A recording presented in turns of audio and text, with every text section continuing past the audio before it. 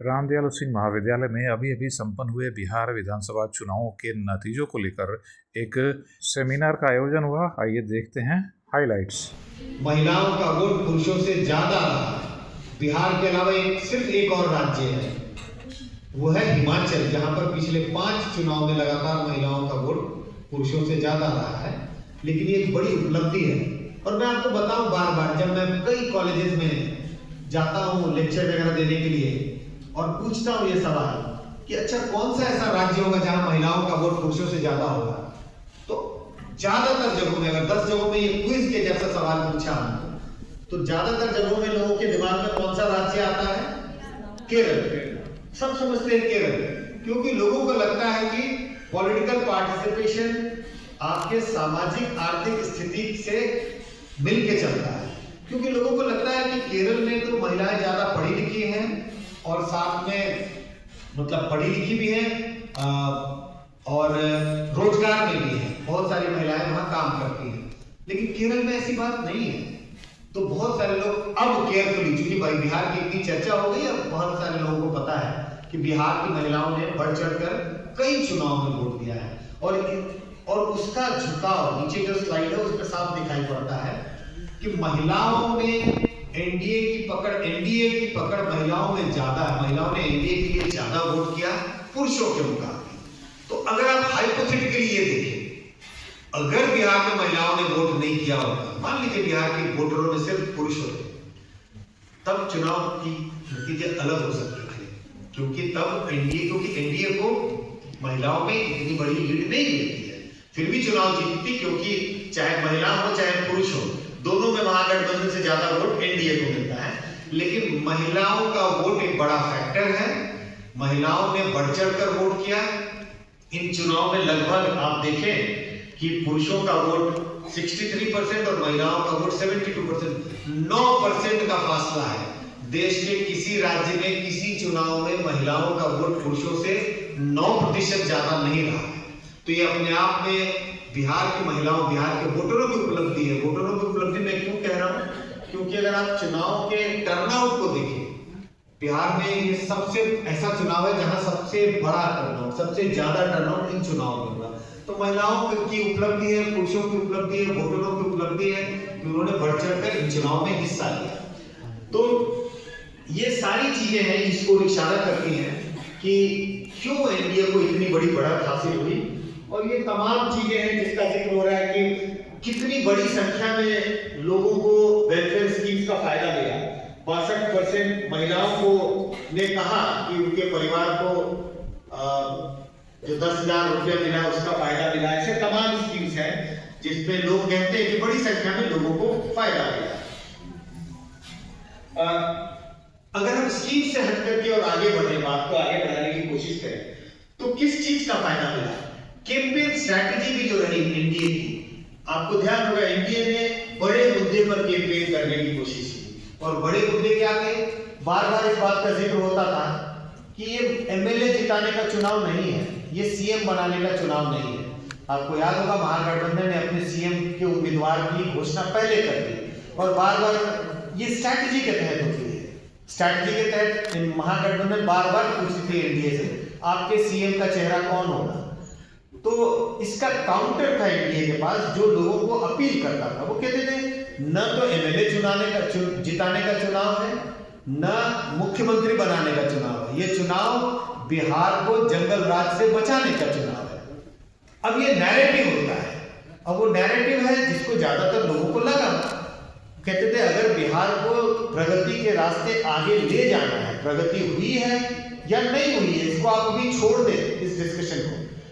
ऐसा दबे जबान में कहा जाता था। मैं ये नहीं कह रहा हूं कि नेता ऐसा कहते थे, लेकिन ये कहते थे कि अगर महागठबंधन की सरकार आएगी तो जंगल राज की ओर बिहार जा सकता है और वैसे में आपकी स्थिति वैसी हो जाएगी जैसे लालू राबड़ी राज में हुआ करता था। तो उन्होंने बड़े नैरेटिव का सहारा लिया। अगर बड़े नैरेटिव, अगर मैं उदाहरण दूं कि हो सकता है आपके कॉलेज में 10 डिपार्टमेंट है, संस्कृत भी है, हिंदी भी है, पॉलिटिकल साइंस है, मैथ्स है, ये वो 2 डिपार्टमेंट या 3 डिपार्टमेंट का रिजल्ट खराब होता है, लेकिन ओवरऑल रिजल्ट अच्छा है। कोई प्रिंसिपल साहब से पूछता है, बट वो आपके यहाँ तो मैथमेटिक्स में तो सारे बच्चे फेल कर गए, फिजिक्स में भी बहुत रिजल्ट खराब था। वो कहते हैं यार फिजिक्स मैथमेटिक्स को छोड़ो, अभी आप पूरे कॉलेज को तो देखो, कॉलेज बढ़िया कर रहा है ना, ओवरऑल कॉलेज का रिजल्ट कितना है, कितने लोगों को नौकरी मिल गई, ये वो कितने लोग बीपीएससी में कंपीट कर गए।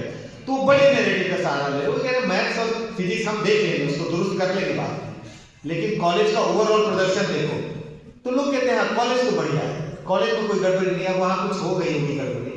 तो ऐसे बड़े नैरेटिव का सहारा एनडीए ने लिया और उसका उनको फायदा मिला। और सवाल हमने पूछा, क्या राज्य के विकास के लिए जरूरी है डबल इंजन की सरकार? 50% लोग कहते हैं, ने कहा हमारे सर्वे में, हाँ डबल इंजन की सरकार से राज्य का विकास तेजी से होता है। नॉट नेसेसरी 37% लोगों ने कहा कि कोई जरूरी नहीं है। और आप देखें यही 37% लगभग वोट महागठबंधन के पक्ष में, तो बहुत बटे हुए थे वोट, 37% और नो रिस्पॉन्स 13% ऐसे वोटर थे जिन्होंने इस पर अपनी कोई राय व्यक्त नहीं की। और लगभग ऐसे ही वोट आपको वोट प्रतिशत एनडीए के लिए, महागठबंधन के लिए और जो अदर्स है उनके लिए भी दिखाई पड़ता है। जिस बात का जिक्र हो रहा था कि विकास के लिए लोगों ने वोट दिया, लोगों को उम्मीद है कि जिस रास्ते पे बिहार चल पड़ा है विकास होता रहे, इसीलिए जंगल राज से बचाने की जरूरत है। लेकिन मेरा अपना मानना, अगर हम ये देखें कि विकास का दिमाग, लोगों के दिमाग में विकास जरूर था, लेकिन जातीय गोलबंदी फिर भी इन चुनाव में दिखाई पड़ती है। जिस आर्टिकल का जिक्र हो रहा था कास्ट एंड क्लास हिंदू में छपा था, मैंने उसमें यही कहा कि जातीय गोलबंदी फिर भी आपको चुनाव में दिखाई पड़ती है। और बार बार दिल्ली में या कई दूसरे राज्यों में जब बिहार के चुनाव की बात होती है तो बड़े हीन दृष्टि से इसकी जिक्र होती है कि बिहार में तो मतलब जात पात की राजनीति। लेकिन मैं आपको स्पष्ट कहूं, चाहे केरल हो, हरियाणा हो, महाराष्ट्र हो, पंजाब हो, कोई भी राज्य हो, गुजरात हो, हर जगह पे वोटरों की गोलबंदी होती है जाति के आधार पर। ये कोई नई बात नहीं और कोई एक तरह से अच्छी बुरी बात नहीं है। जातीय गोलबंदी कैसे हुई? अगर हम महागठबंधन की बात करें तो महागठबंधन के पक्ष में यादव और मुस्लिम मतदाता उनके पक्ष में रहे, लगभग वैसे ही जितने पिछले चुनाव में, थोड़ी सी उनकी पकड़ मजबूत ढीली पड़ी है। यह आंकड़े बता रहे कि अगर हम यादव मतदाताओं की बात करें तो इन चुनाव में 74% यादवों ने महागठबंधन के पक्ष में वोट दिया और पिछले चुनाव मतलब 2020 के चुनाव में थोड़ा ज्यादा 84%, तो लगभग 10% यादवों ने भी महागठबंधन के जो सपोर्ट है वो नीचे लिया। उसी तरह से अगर मुस्लिम मतदाताओं की बात करें तो इस बार लगभग 70% मुस्लिम मतदाताओं ने महागठबंधन के लिए वोट किया। पिछले चुनाव में 76%, उनमें भी आपको 6-7% की गिरावट दिखाई पड़ती है। और एआईएमआईएम को लगभग 8 से 9% वोट मुस्लिम वोट चला गया। लेकिन जातीय गोलबंदी या मतलब सामाजिक समीकरण के हिसाब से सिर्फ महागठबंधन के पक्ष में गोलबंदी नहीं हुई, एनडीए के पक्ष में भी, जिसको हम कहते हैं काउंटर मोबिलाइजेशन, मैं पोलराइजेशन शब्द का इस्तेमाल नहीं कर रहा, मैं काउंटर मोबिलाइजेशन बोल रहा हूं। काउंटर मोबिलाइजेशन उनके भी पक्ष में हुआ। आप अगर अलग अलग समुदाय जाति वर्ग के वोटरों को देखें तो आप देखेंगे कि आंकड़े बता रहे हैं, जो पहला कॉलम है कि ब्राह्मण ने देखा 82% ब्राह्मण्स ने महागठबंधन के एनडीए के पक्ष में वोट किया। भूमिया, अदर अपर कास्ट, यादव ने कम, कुर्मी कोयली, लोअर ओबीसी। बार बार इस बात की चर्चा होती है कि भाई एमडीसी, जिसको आप एमडीसी कहते हैं, वो किसके पक्ष में जा रहा? बहुत साफ है आंकड़ों से उनका झुकाव भी एनडीए के पक्ष में था। लेकिन कोई नई बात नहीं है। अगर आप पिछले 4-5 चुनाव को देख लें तो 4-5 चुनाव में एमडीसी का वोट जो है वो इनके पक्ष में झुक चुका था, कभी थोड़ा कम कभी ज्यादा। इस बार झुकाव थोड़ा ज्यादा दिखाई पड़ता, 68%। तो जातीय जो गोलबंदी से बिहार का चुनाव आगे नहीं निकल पाया, ऐसा नहीं, मैं ये नहीं कह रहा कि कोई जातीय गोलबंदी नहीं, लोगों ने जात पात के से उठ के ऊपर वोट किया। और इसके लिए मैं मतदाताओं को दोषी बिल्कुल ही नहीं मानता, दोषी होने की कोई बात नहीं है। जब हम हमारे, क्योंकि जब पार्टियां टिकट बंटवारा का निर्णय लेती है कि किसे चुनाव में टिकट देना है, वहीं से जातीय गुटबंदी शुरू होती है, क्योंकि पार्टियां ही शुरुआत करती है, इसके बीज वही डालती है। अगर किसी विधानसभा क्षेत्र में किसी एक समुदाय का वोटर जाता है तो उनकी कोशिश होती है हम उसी समुदाय के वोट के आदमी को टिकट दें। तो जब वहीं से जब आप बीज ऐसा डालेंगे लगाएंगे तो फल तो उसी तरह का आएगा। तो जब आपने जातिगत आधार पर लोगों को टिकट दिया तो मतदाता भी उसी आधार पर मोबिलाइज होंगे कुछ ना कुछ, और यही इन आंकड़ों से दिखाई पड़ता है। ये सारी बातें रही कि एनडीए के पक्ष में क्या है। अब हमें ये भी ध्यान रखना होगा कि 37% वोट तो महागठबंधन को मिले हैं, तो क्या महागठबंधन के जो नैरेटिव है, चुनाव में तो इतनी चर्चा हो रही थी अनएम्प्लॉयमेंट, बेरोजगारी, उसका क्या होगा इस चुनाव में? चुनाव में जन स्वराज की चर्चा हो रही थी, और आपने देखा होगा कि अभी तक जो मैं आधे घंटे से बोल रहा हूँ 35 मिनट से, एक बार भी जन स्वराज का नाम नहीं लिया। उसके बारे में भी चर्चा करेंगे कि हुआ क्या है।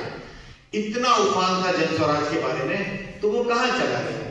तो अगले 2 सेक्शन छोटे छोटे इस बात पर हैं कि महागठबंधन अपने सपोर्ट मतलब अपने कोर सपोर्टर्स के बियॉन्ड जाकर के वोटरों को मोबिलाइज करने में क्यों असफल रही। अपने कोर सपोर्टर्स को तो मोबिलाइज कर पाए, यादव और मुस्लिम्स को, इसके बियॉन्ड वो मोबिलाइज नहीं कर पाए। क्या जो अनएम्प्लॉयमेंट का मुद्दा है वो मुद्दा नहीं बना? लोगों को लगता ही नहीं था कि बेरोजगारी मुद्दा है या पलायन मुद्दा है। तो इन इश्यूज को हमने भी जांच बचा देखने की कोशिश की।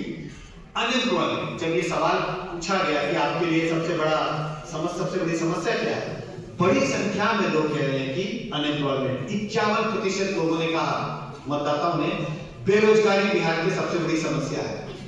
लेकिन एक फुटनोट है, जब आप आर्टिकल लिखते हैं तो कहते हैं फुटनोट। फुटनोट क्या है? आप किसी भी राज्य में आप सर्वे कर लें, चुनाव के समय कर लें, बाद में कर लें, सब राज्यों में बेरोजगारी सबसे बड़ा मुद्दा बनेगा। परसेंटेज अलग हो सकते हैं। अगर आप महाराष्ट्र में करेंगे हो सकता है 38% लोग कहें, 32% लोग कहें। किसी भी राज्य में आप सर्वे करें, बेरोजगारी एक बड़ी समस्या है देश की, और मुझे लगता है इसे हमें नजरअंदाज नहीं करना चाहिए। अगर पॉलिटिकल पार्टियां कहती हैं कि कोई बेरोजगारी नहीं है, तो मुझे लगता है वो अनदेखी करने की कोशिश कर रहे हैं। बेरोजगारी एक बहुत बड़ा मुद्दा है, और बिहार के सिर्फ इस चुनाव में नहीं, अगर हम पहले के चुनाव की भी तुलना करते हैं, उसके भी आंकड़ों की तुलना करते हैं, तो हमें हमेशा बेरोजगारी सबसे बड़ा मुद्दा दिखाई पड़ता है। आप केरल में भी सर्वे कर लिए, और हम करते रहे। देश का कोई ऐसा राज्य नहीं जहां हम सर्वे नहीं करते, और एक बार नहीं, पिछले 1995 से कोई ऐसा राज्य नहीं है और कोई ऐसा चुनाव नहीं है जहां पर हम लोगों ने आंकड़े इकट्ठा नहीं किए। और ये आंकड़े, इन आंकड़ों के सहारे ही किताब और आर्टिकल्स लिखे जाते हैं। और यहाँ पे बहुत सारे स्टूडेंट्स हैं, बहुत सारे टीचर्स हैं, यंग टीचर्स हैं, और ये आंकड़े आपके लिए उपलब्ध हैं इस्तेमाल करने के लिए। लेकिन थोड़ा दुर्भाग्यपूर्ण ये है कि जो विदेश में स्टूडेंट पढ़ते हैं उनको इन आंकड़ों का बहुत महत्व दिखाई पड़ता है। और आप देखेंगे हमारे वेबसाइट पे हमने वहां पे लगाया हुआ है, जो विदेश, जो अमेरिका, यूके में और इंग्लैंड में पढ़ते हैं, उनसे बहुत पैसे लेते हैं। हम का मतलब संस्था लेती है। इंडियन स्टूडेंट्स, इंडियन टीचर्स के लिए फ्री उपलब्ध है, लेकिन चूंकि ट्रेनिंग नहीं है, मेरी समझ नहीं है, पता नहीं है, बिल्कुल वेबसाइट पे लगा है। आपको ये आंकड़े चाहिए तो कोई अमेरिका में पढ़ता है, वो हमारे अकाउंट, ऑफिस के अकाउंट में ट्रांसफर करें पैसा, तब उनको आंकड़े जाते हैं। और वो मैं इसीलिए कह रहा हूं क्योंकि लगातार हमारे आंकड़ों का की विश्वसनीयता है, उसको लोग मानते हैं, और बहुत ओवर पीरियड ऑफ टाइम है। काफी समय से बिहार में हम लोगों ने 95 में सर्वे शुरू किया, 95 से 2025 कोई ऐसा चुनाव नहीं है जिसमें हम लोगों ने आंकड़े इकट्ठा नहीं किए, सर्वेक्षण किए। फिर आंकड़ों के हिसाब से हमने देखा कि बेरोजगारी हमेशा ही मुद्दा मानते हैं। आप देखिए उनका वोट कैसे बटा रहा है। मुद्दा बेरोजगारी मान रहे हैं कि हाँ बेरोजगारी मुद्दा है, फिर भी वैसे वोटरों का कम है 45-43। तो अगर 100 लोग ऐसे हैं वोटर जो कहते हैं बेरोजगारी बहुत बड़ा मुद्दा है, लेकिन उन 100 लोगों में से 45 ने फिर भी एनडीए के पक्ष में वोट किया और 43 ने महागठबंधन के पक्ष में वोट किया, तो इसका मतलब, और कई और अनएम्प्लॉयमेंट, पॉवर्टी, गरीबी 40% ने एनडीए के पक्ष में और 36% ने महागठबंधन के पक्ष में। लैक ऑफ डेवलपमेंट, विकास नहीं हुआ राज्य में, 47% ने एनडीए के पक्ष में और 30% ने महागठबंधन के पक्ष में। महंगाई 62% जो कह रहे हैं महंगाई बड़ी समस्या है, 62% ने एनडीए के पक्ष में और 35% ने महागठबंधन के पक्ष में। तो मुद्दे तो हैं, ऐसा नहीं कि सेंसिटिविटी नहीं थी, जानते थे, लोग कह रहे हैं कि ये सारी समस्याएं हैं, लेकिन शायद 2-3 चीजें हैं, इन मुद्दों से ज्यादा हावी दूसरे इश्यूज हो जाते हैं। और 2-3 इश्यूज का हमने जिक्र किया आपके वोट देने के निर्णय पर कि हम वोट किसको दें।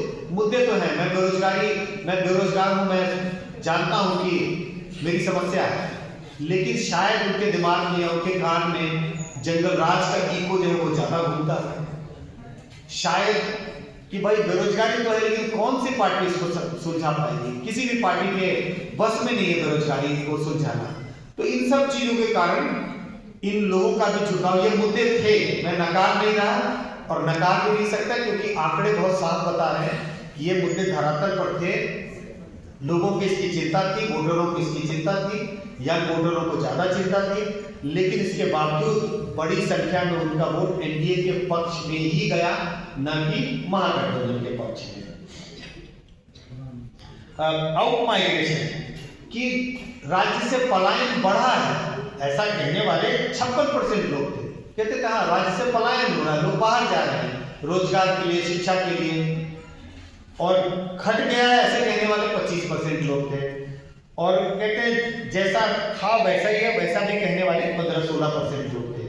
लेकिन जो लोग कहते हैं कि बढ़ गया है, उनमें भी आप देखेंगे उनका थोड़ा सा झुकाव महागठबंधन के पक्ष में था, 41%, लेकिन उनमें भी बड़ी संख्या में लोगों ने एनडीए के पक्ष में ही वोट दिया, थोड़ा सा महागठबंधन को है 41 और 39।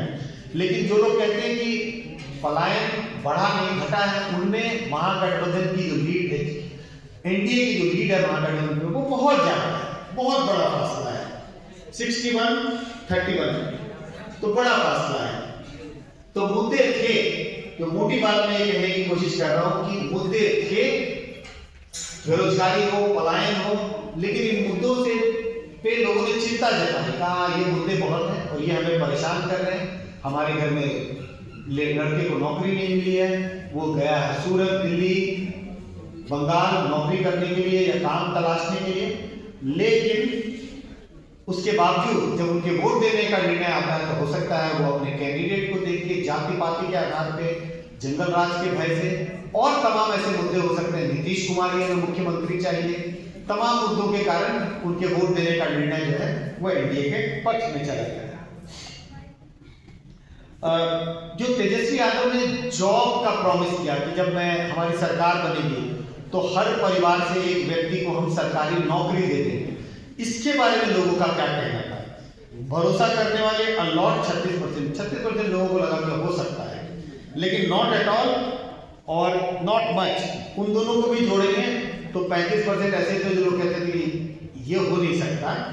और जो अलॉट जो लोगों ने बहुत भरोसा किया, उनका वोट तो महागठबंधन के पक्ष में गया, 62 और 25। लेकिन अगर आप ये देखें तो नीचे की जो 2 कैटेगरी है, नॉट एट ऑल, बिल्कुल भरोसा नहीं है, ये बोगस बात है, हो ही नहीं सकता।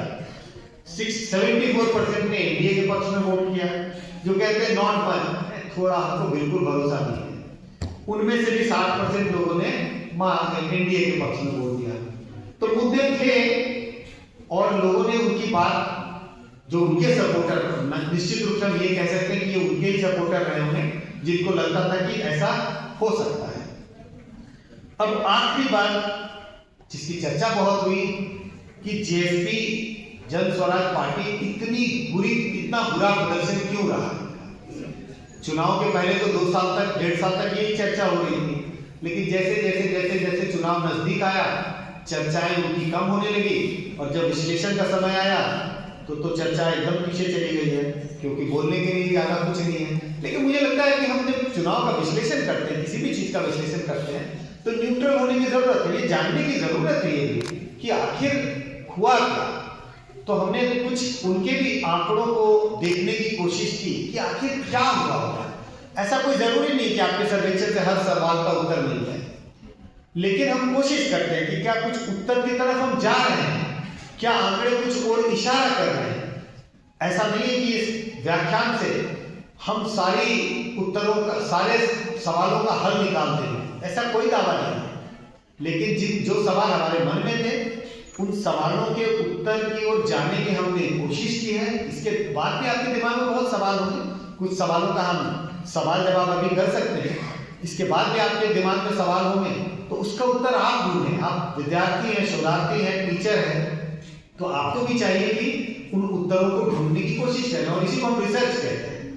तो अगर हम जीएसपी पे आए, जन स्वराज पार्टी पर, कि इनका इतना खराब परफॉर्मेंस क्यों रहा, और जो दूसरा लाइन है, डिस्पाइट मैसिव कैंपेन, मैं कह रहा हूं इन्होंने जबरदस्त प्रचार किया। सिर्फ देखने में नहीं, आंकड़े भी बताते हैं कि उनका प्रचार बहुत जबरदस्त रहा, इसके बावजूद उनका प्रदर्शन खराब रहा। तो पहले उनका प्रचार क्या सचमुच था? दो तरह के प्रचार की हम बात कर रहे हैं। ऊपर में डिजिटल प्रचार, जो आप व्हाट्सएप कॉल, एसएमएस, फेसबुक, जो सोशल मीडिया पे कैंपेन करते हैं। तो वोटरों ने कितने परसेंट लोगों ने कहा कि सोशल मीडिया के थ्रू जन स्वराज पार्टी का संदेश हमारे तक पहुंचा? 39%। अगर दूसरी पार्टियों से तुलना करें तो इनका भी सोशल मीडिया पर कैंपेन उतना ही एग्रेसिव था जितनी दूसरी बड़ी पार्टियों का था, चाहे बीजेपी हो, आरजेडी हो, जेडीयू हो। कांग्रेस की बात थोड़ी कम है, नीचे है, लेकिन दूसरी पार्टियों के जैसा भी जन स्वराज पार्टी ने कैंपेन में कोई कसर नहीं छोड़ा सोशल मीडिया पर। और अगर हम जो नीचे वाला हिस्सा है आंकड़ों का, डोर टू डोर कैंपेन जो कहते हैं, जो ट्रेडिशनल कैंपेन है, घर घर जाकर के पदयात्रा कर रहे हैं, घर घर आ रहे हैं, उनमें भी कोई जन स्वराज बहुत पीछे नहीं है। 43% वोटर ऐसे थे जो कहते थे जन स्वराज का व्यक्ति हमारे घर आया था हमसे वोट मांगने। अगर आप आरजेडी का कहें तो 50% और बीजेपी का कहें तो 47%। ये दोनों आंकड़े दिखाते हैं कि हवाई कैंपेन में तो नहीं था, कैंपेन उन्होंने बहुत किया, वोटरों तक जरूर पहुंचे। और ये दोनों आंकड़े बता रहे हैं, चाहे सोशल मीडिया के थ्रू, चाहे डोर टू डोर कैंपेन, बड़े दमखम लगा करके उन्होंने प्रचार किया। उनके कार्यकर्ता गए आपके घर तक, और बड़ी संख्या में लोग कहते हैं कि हमारे घर तक आए। उन्होंने दो वादे किए। जो हमने सवाल पूछा कि क्या लगता है आपको कि जन स्वराज दूसरी पार्टियों के जैसा ही है या एक अच्छा विकल्प भी दे सकती है, तो ऐसा कहने वाले कि अच्छा विकल्प दे सकते हैं तादाद थी वोटरों की। वो जो पहला वाला कॉलम है 47-55, वो अलग अलग एज ग्रुप के वोटर हैं। जन स्वराज ऑफर्स है न्यू एंड क्रेडिबल ऑल्टरनेटिव। तो बड़ी संख्या में लोग कह रहे हैं, ओवरऑल 47%, आधे वोटर लगभग ये कह रहे थे 47%, 30% मानते थे कि नहीं ये भी दूसरी पार्टियों के जैसा है। अब बाकी लोगों ने कोई उत्तर नहीं दिया, लेकिन 47% वोटरों को लगता था कि ये एक क्रेडिबल ऑल्टरनेटिव है, लेकिन एक अच्छा विकल्प है, हो सकता है। और उसी तरह से प्रशांत किशोर के बारे में सवाल पूछा कि क्या ये नेता ऐसे हैं जो कि राज्य में सरकार चला पाएंगे या नौसिखिए हैं और इनको अभी अनुभव की कमी है। तो ऐसा कहने वाले कि ये बिहार की राजनीति में बदलाव ला सकते हैं 44% लोग। तो लगभग 44-45% वोटर ऐसे थे जिन्होंने ये उम्मीद जताया था कि ये पार्टी अलग तरह की है, ये कुछ अलग तरह के नेता हैं और ये राज्य में बदलाव ला सकते हैं। लेकिन दूसरी तरफ 1/3 वोटर ऐसे थे जिनको स्पष्ट दिखाई पड़ता था कि ये पार्टी भी दूसरी पार्टियों की जैसी है और ये नेता भी दूसरे नेताओं के जैसे हैं। लेकिन इसके बाद लगभग 1/3 वोटर और ऐसे थे जिन्होंने इस पर, लगभग 20-25% वोटरों ने इस पर अपनी कोई राय व्यक्त नहीं की। लेकिन इन सब के बावजूद आखिर में इतनी क्यों पिछड़ गई जन स्वराज पार्टी, इतना कम वोट क्यों आया? क्योंकि बिहार के एक आम मतदाता, बिहार के पूरे देश में कोई एक आम मतदाता अपना वोट बर्बाद होते हुए नहीं देखना चाहता। उसे लगता है कि भाई पार्टी अगर हार रही है, जीत नहीं सकती, सरकार नहीं बना सकती, तो हम अपना वोट क्यों बर्बाद करें। और यही काफी कुछ जन स्वराज के साथ हुआ। और ये बस ये लास्ट स्लाइड है, इसमें आपको दिखाई पड़ेगा कि ड्यूरिंग द कैंपेन जिन लोगों ने कैंपेन के दौरान मन बनाया, उन लोगों में तो जन स्वराज के लिए वोट 9-10% लोगों ने किया। उन्हें लग रहा था कि जन स्वराज का उफान है, जन स्वराज जो नीचे वाला आंकड़ा ड्यूरिंग द कैंपेन 7% ने जन स्वराज के लिए वोट किया। लेकिन लेट स्विंग आखिरी के 2 दिन में जिन लोगों ने मन बनाया, क्योंकि लगने लगा कि पार्टी का कोई महत्व का कोई अस्तित्व नहीं, इन चुनाव में तो नहीं होगा। ये बड़ा एक नैरेटिव बन गया था कि जन स्वराज अगले चुनाव के लिए तो ठीक है, इस चुनाव में कुछ नहीं कर पाएगी, उन लोगों में सिर्फ 3% लोगों ने जन स्वराज के लिए वोट किया। तो लेट स्विंग जो है, आखिरी मिनट, और आप जानते हैं कई कंस्टिट्यूएंसी में आपने देखा होगा तो अपने इलाकों में भी आखिरी में जिसके पक्ष में थोड़ी हवा बन जाती है और जो अनडिसाइडेड वोटर होता है वो भी उसकी तरफ चले जाते हैं कि अरे वोट क्यों बर्बाद करें, जब वो जीत ही नहीं रहा तो वोटवा क्यों बर्बाद किया जाए, ऐसे लोग डिस्कस करते हैं। तो कुल मिला के जन स्वराज को लेट स्विंग का जो है वो बहुत नुकसान हुआ। ऐसा नहीं है कि ऐसा नहीं होता तो वो चुनाव जीत जाते, लेकिन हो सकता है वोट प्रतिशत कुछ ज्यादा होता।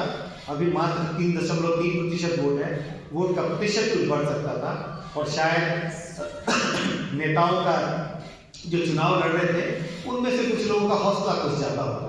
तो यही मोटी सी बात है जो मैं एक्सप्लेन करने की कोशिश कर रहा था कि इन चुनाव में क्या हुआ और चुनाव में कैसे हुआ। धन्यवाद।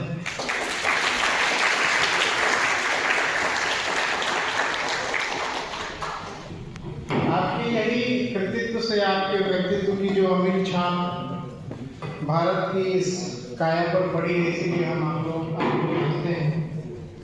लेकिन मेरा एक सवाल है सर, सवाल ये है कि electoral politics is very essential for democracy and electoral politics, by electoral politics people decide who will sit in the government and who will be in the opposition.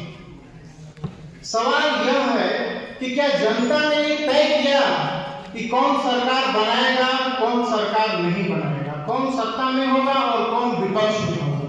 ये जनता ने तय किया या सरकार की फ्रीबीज ने तय किया? डेमोक्रेसी में जनता कोर में है और बाकी सब उसकी पेरिफेरी में है। अगर जनता कोर में है तो उस जनता के सेंट्रिक काम होना चाहिए। सरकार आपको उत्तरदायी जनता आपको उत्तरदायी बनाती है, सरकार उत्तरदायी होती है जनता के प्रति कि आप जो फ्रीबीज दे रहे हैं उसका दुष्परिणाम क्या होगा। अगर आप 10,000 रुपए में वोट खरीद रहे हैं सोशल वेलफेयर स्कीम के नाम पे, तो उसका दुष्परिणाम कितना होगा? बिहार की जो पॉलिटिक्स है वो केवल लालू प्रसाद यादव के उदय से और नीतीश कुमार के उत्थान से समाप्त नहीं होती है। बिहार की राजनीति का एक गौरवशाली अतीत है जो हजारों साल पुराना है।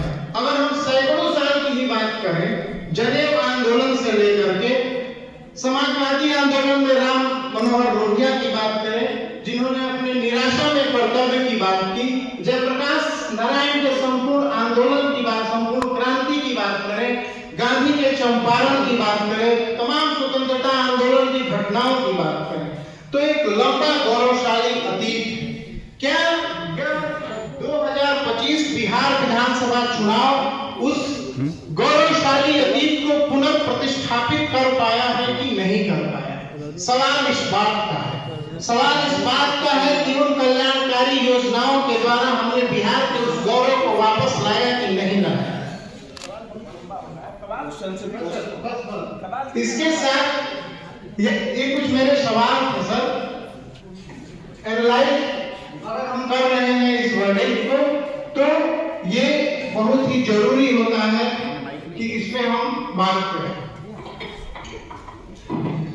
मुझे आदेश हो रहा है कि मैं अभी सवालों पे फ्लोर ओपन कर दूं लोगों के लिए। बहुत बहुत धन्यवाद। आइए, ठीक है, सब वही रहेंगे। जवाब देना। हाँ, जवाब बहुत संक्षिप्त है, लंबा सवाल है। क्या ये जनता का मैंडेट है? निश्चित रूप से मुझे इसमें कोई शक नहीं कि जनता का मैंडेट है। सवाल है कि जनता ने इश्यूज पर वोट दिया, चीजों का हमने जिक्र किया, हमने जरूर बताया कि जो तमाम स्कीम्स थे उसका योगदान है जनता को आपने कैसे अपने मोबिलाइज किया। इस बात का भी मैंने जिक्र किया था कि ये शायद एक लोकतांत्रिक देश में आने वाले चुनाव, आने वाले समय के लिए बहुत अच्छा नहीं है, इसके संकेत अच्छे हैं। सर नेक्स्ट क्वेश्चन है आपने अपने सर्वे में कहा कि बिहार में यूथ जो हमारा वो 58% के आसपास है, यूथ आबादी। तो यूथ का आपने कहीं कोई इन्फॉर्मेशन कि यूथ का क्या रुझान था? यूथ के लिए सबसे बड़ी समस्या जॉब की है, अनएम्प्लॉयमेंट का मामला होता है, तो उसका कहीं आपके सर्वे में नहीं था, एक तो वो हमको लिखकर भी लगी। और क्या ऐसा नहीं लगता कि सर इलेक्शन राहुल गांधी लोगों ने एक मूवमेंट चलाया था वो वोट चोर वाला, तो इलेक्शन कमीशन को कोई बुरा लगा होगा, उन लोगों ने कुछ अंदर से कुछ खेल खेला हो? दो चीजें आपने वर्ड इसको बुरा लगा होगा कि भाई हमारे साथी लोगों ने हमको चोर चोर कहा है, तो हम दिखा देते हैं इनको। पहली बात की यूथ का जो आप कह रहे हैं कि 52 या 53% है, हाँ के आसपास है। कभी जानने की कोशिश की है 53% में कौन सा एज ग्रुप है? 53% जब हम कहते हैं बिहार में युवा है, वो एज ग्रुप क्या है? जो शुरुआत कहाँ से है? उस जीरो से शुरू करते हैं। ये आपको यूथ के जो है ना आंकड़े, वो आपको हर जगह में अलग अलग दिखाई पड़ेंगे। युवा मतदाताओं की तादाद इतनी है, युवा इतने हैं, युवा इतने हैं। महिलाओं की बात आपने की, वो महिलाओं का रुझान, हाँ, वो मैंने यूथ का रुझान किधर गया?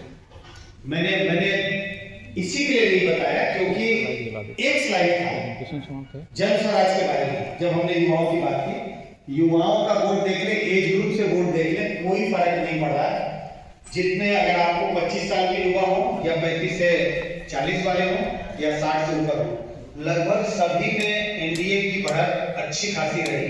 तो कोई पैटर्न नहीं है, इसीलिए पैटर्न नहीं है, क्योंकि हम लोगों ने विश्लेषण किया है कि कोई पैटर्न नहीं है। ऐसा नहीं कि बहुत युवा जो है 1.5-2% का आपको फर्क दिखाई पड़ेगा, कोई फर्क नहीं है। अच्छा, ये इलेक्शन कमीशन का कुछ इंटरनल कुछ गेम? मेरे रिसर्च में ऐसी कोई बात नहीं आई। हम रिसर्च उस पर हंसने की बात नहीं है। अगर आप इस तरह से हंस रहे हैं तो मुझे बहुत हास्यास्पद लग रहा है। ये रिसर्च है, रिसर्च पे हम इलेक्शन कमीशन ने कुछ खेल किया, ये तो जांच एजेंसियां कर सकती है। मैं एज अ रिसर्चर, मैं एज अ पॉलिटिकल साइंटिस्ट तो मैं कर ही नहीं सकता, मेरी क्षमता नहीं है। आपकी क्षमता है, आप कीजिए, आप इस पे आइए, यहाँ मंच कीजिए और बताइए लोगों को। बिल्कुल सही कहा। मेरी क्षमता नहीं है। सर मेरा सर आमतौर पे हम लोग कहते हैं कि डेमोक्रेसी में सरकार जनता चुनती है। हम बड़ी आसानी से कह देते हैं कि डेमोक्रेसी में सरकार जनता चुनती है, लेकिन मैं इसको नहीं मानता हूँ। हम सिर्फ और सिर्फ सदन के सदस्य चुनते हैं। सरकार में तो वो लोग आते हैं या चुने जाते हैं जो कोर कमेटी के ब्रेन होते हैं। हमारे सामने है कि एक काफी जेल भी जा चुका है और एक उसको बड़ा पोर्टफोलियो मिला है। क्या हमने इसलिए उसको चुना था? इसको जरा अब ये क्या है कि पूरा पॉलिटिकल एक लाइन बोल दो क्या है? ये पॉलिटिकल सिस्टम ऐसा बना हुआ है, पूरे पॉलिटिकल सिस्टम का दोष है। लेकिन जिस सिस्टम, जो इलेक्टोरल सिस्टम हमारा बना है, उसके हिसाब से तो आप बिहार का जिक्र किए, किसी भी राज्य का जिक्र करेंगे तो ऐसा ही होगा। तो ये सिस्टम को फिर पूरे बदलने की जरूरत होगी ना कि भाई आप एमएलए चुन रहे हैं कि एमपी चुन रहे हैं कि मिनिस्टर चुन रहे हैं, ये तो वैसे ही सिस्टम है, उसी के साथ रिप्रेजेंटेटिव डेमोक्रेसी है। तो सिर्फ इस चुनाव का या किसी एक व्यक्ति के को लेकर हम ये नहीं कह सकते कि हमारा सिस्टम खराब है। अगर खराब है तो सभी जगह खराब है, चाहे दिल्ली का चुनाव हो, चाहे हरियाणा का चुनाव हो, चाहे महाराष्ट्र हो, चाहे बिहार हो, चाहे यूपी हो, सिस्टम ही वैसा बना हुआ है। सर एक मेरा क्वेश्चन था सर, आपने कहा कि महागठबंधन के वोट शेयर सेम रहा, ठीक है, और उसके बाद आपने बोला यादवों का परसेंटेज भी घटा महागठबंधन के प्रति और मुसलमानों का, तो इस गैप को किसने भरा? और जो महागठबंधन में पुरुषों और महिलाओं का पैटर्न क्या एक समान था क्या अलग था? वो आंकड़े हमने दिखाए थे। आज ये कह रहे हैं एक सवाल और था, आपने कंपेयर किया है लोकसभा 2024 से विधानसभा 2025 का, क्या ये कंपेयर सही है? नहीं। अच्छा, दोनों चीजें, पहले कह रहे हैं क्या सही है? नहीं, हमने कंपैरिजन क्यों किया था?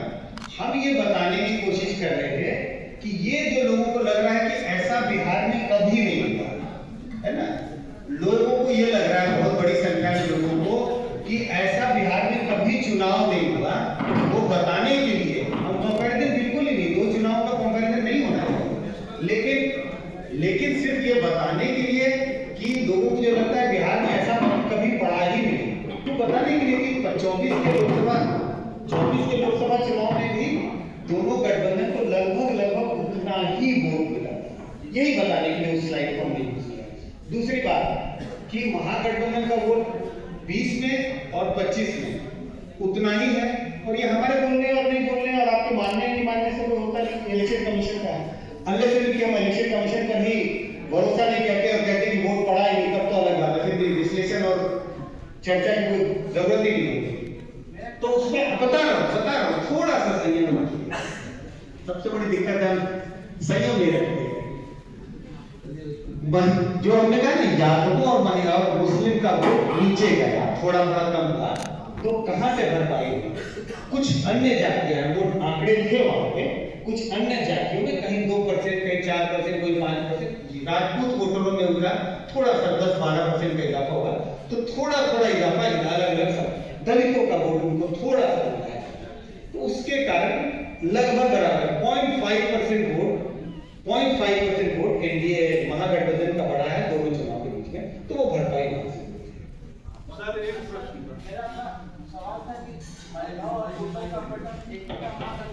नहीं, पुरुषों का वोट 1%, लगभग 1% से 0.5% पुरुषों का वोट ज्यादा था महागठबंधन के पक्ष में और महिलाओं का, लेकिन इनको 3% की लीड है महिलाओं। और महिलाओं का ये देखिए टर्नआउट में बहुत फर्क है। मेरा सर आप ये देखिए कि क्यों फर्क पड़ रहा है। 100 महिला वोटर और 100 पुरुष वोटर जब वोट देने गए तो 100 में से 70 महिलाएं गए वोट देने के लिए और पुरुषों में से 100 में से सिर्फ 60 गए वोट देने के लिए। तो अगर आपको पुरुषों में 1% की लीड भी है, आपके वोटर गए, आपके मतलब पुरुष कम गए वोट देने के लिए, महिलाएं ज्यादा गई वोट देने के लिए। तो क्यों उनको ज्यादा फायदा हो रहा है?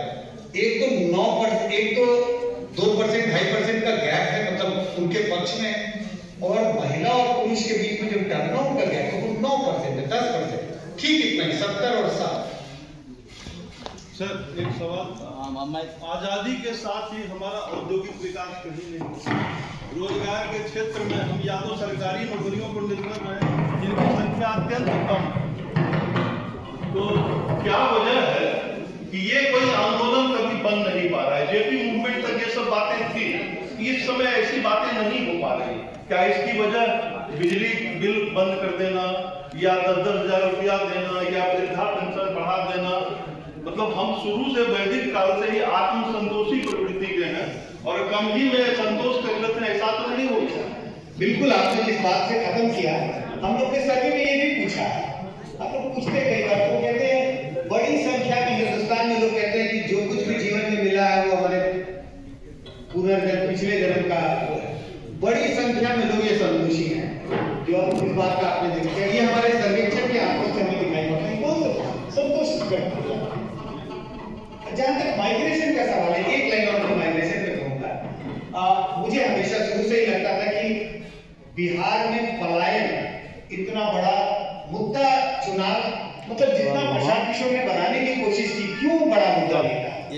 क्योंकि जो लोग बिहार से बाहर नौकरी नहीं, रोजगार करने चले गए, अगर आप उनसे बात करें, हो गया बात करें ना, हमारी जो समझ है उनसे जो बात करते, वो इसको अभिशाप नहीं मानते।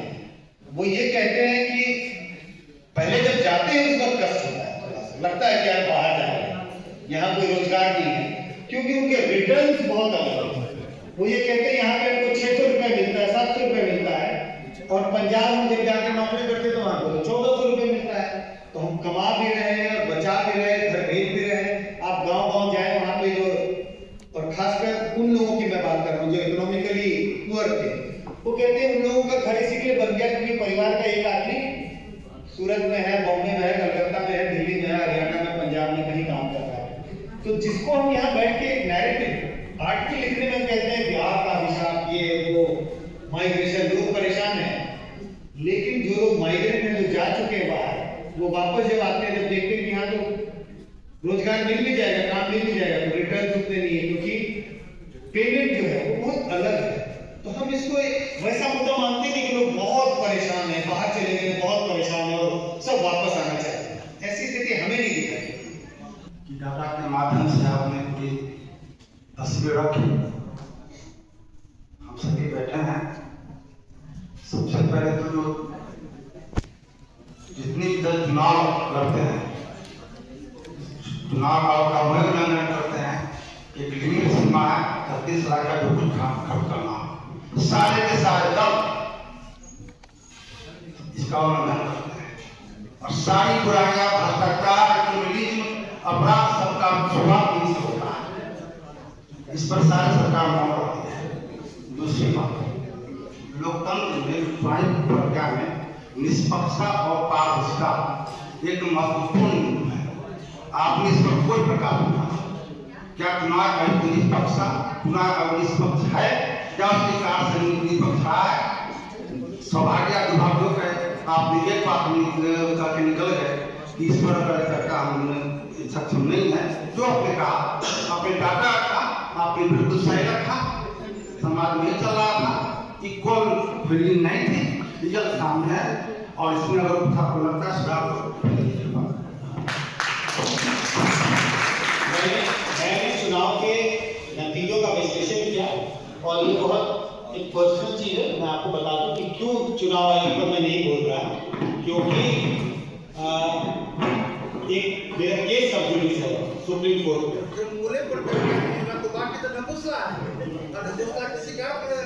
हम चुनाव के नतीजों के का विश्लेषण कर रहे थे। चुनाव आयोग पर एक अलग सा सेमिनार करा दें, उस पर जो लोग बोलना चाहिए। मेरे पे भी चुनाव आयोग पर मैं कुछ अपनी चर्चा नहीं करना चाहता, क्योंकि किसी महाराष्ट्र के चुनाव आयोग ने मेरे पे वो केस है जो सुप्रीम कोर्ट में है। मैं उस ये जब तक वो केस की सुनवाई पूरी नहीं हो जाती है, तो इसीलिए मैं उस पर अभी चर्चा नहीं करता, उस पर अपनी बात को रिजर्व करता हूँ, क्योंकि कोर्ट में सब जुड़े। Good morning sir. और उसकी वजह मैंने नेचुरल रूप से अपने कुछ क्रिटिकल स्टेटमेंट दिए थे। मेरे लेख छपे हुए थे अखबार में। 17 अगस्त का अखबार है, उसमें टाइम्स ऑफ इंडिया और हिंदू में 2 लेख थे और उस सब को लेकर के वो, तो इसीलिए मैं उस पर चर्चा नहीं कर नहीं सकता। गुड मॉर्निंग सर, मैं रंजीत कुमार। मेरा आपकी डेटा से कुछ सब्सिक्वेंट क्वेश्चन है। आपने डेटा में ये जाहिर किया कि डबल इंजन की सरकार ने इंटरफेक्टेड a lot by voting pattern. तो सर आपने डबल इंजन के में आपने ये तो बताया कि इसका वोटिंग पैटर्न में ज्यादा इम्पैक्ट रहा, बट आपने साथ ही साथ ये भी बोला कि स्टेट गवर्नमेंट जो पॉलिसीज थी, स्टेट ओरिएंटेड पॉलिसीज, वो उस ज्यादा कारगर है जब इलेक्टोरल ने अपने वोट को प्रैक्टिसाइज की। तो ये कॉन्ट्राडिक्ट नहीं होता कि डबल इंजन के सरकार आप बोल रहे हैं, लेकिन साथ ही साथ वोटिंग पैटर्न में स्टेट ओरिएंटेड पॉलिसी ज्यादा इम्पैक्ट करती है।